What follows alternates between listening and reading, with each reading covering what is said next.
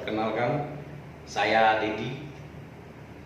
Kerjaan saya sebagai estate manager di PT Sasana Yuda Bakti, Tepian Estate di Desa Pilayang, Kecamatan Kemenjangun, Kabupaten Kutai Kartanegara, Kalimantan Timur.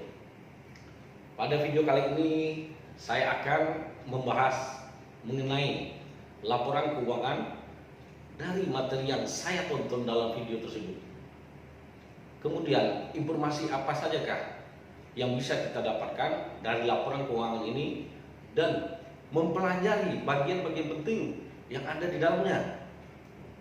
Dalam 4 video yang kami tonton dapat kami simpulkan ada 3. Pertama, neraca keuangan.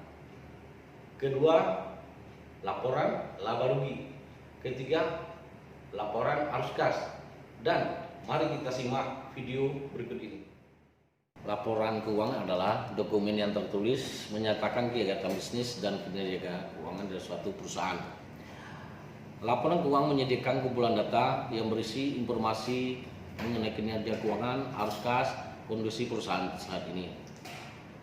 Laporan keuangan biasa diaudit oleh lembaga pemerintah, akuntan, perusahaan untuk memastikan keakuratannya dan juga tujuan perpajakan, pembiayaan, dan investasi. Kemudian kita masuk ke balance sheet neraca keuangan. Neraca keuangan memberikan gambar umum mengenai aset, liabilitas atau kewajiban dan ekuitas pemegang saham dari suatu perusahaan sampai pada saat itu.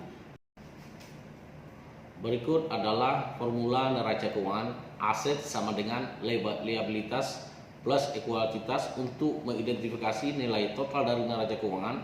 Maka dengan cara sebagai berikut. Pertama, jumlah total aset perusahaan terdiri dari aset lancar dan tidak lancar. Yang kedua, jumlahkan total kewajiban, liabilitas perusahaan, liabilitas jangka pendek dan jangka panjang. Ketiga, jumlahkan total ekuitas pemegang saham dan menambahkannya dengan jumlah total liabilitas. Yang keempat, total aset perusahaan harus sama dengan total liabilitas dan total ekuitas. Kemudian income statement, laporan laba rugi.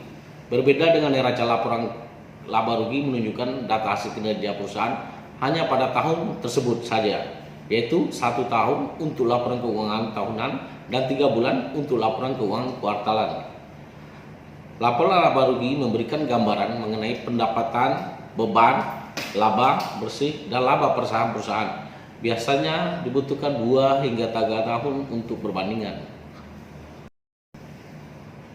Kemudian formula dari laporan laba rugi, laba bersih sama dengan pendapatan dikurangi beban perusahaan.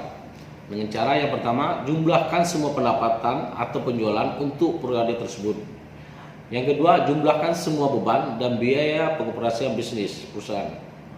Yang ketiga, kurangi total pendapatan dengan total beban untuk mendapatkan laba bersih atau keuntungan untuk periode tersebut.